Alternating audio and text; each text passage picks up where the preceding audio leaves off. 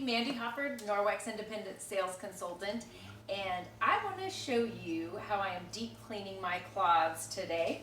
I had a few that were a little bit off smelling, and so I decided it would be a good day to bring them in to my sink and give them a good deep clean. So I have stopped up my sink, and I put in those offending cloths, and you can see here there's all sorts. I've got a bath towel, I've got a kitchen kitchen towel actually, and I've got an Enviro, this is a magnetic Enviro, a hand towel from the bathroom, and even my netted dishcloth. So you can see I just tossed them all in here. I put a scoop of microfiber cleaner on them and just nice hot, tap water. I forgot my automatic thing. Goes there. And then I let them just sit. They've been sitting for about a half an hour, maybe 45 minutes.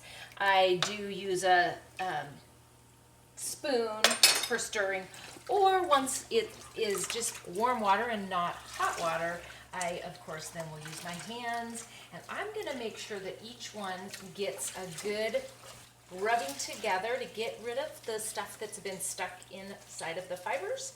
And then I'm going to rinse them on this other side, and you can see how dirty this water is.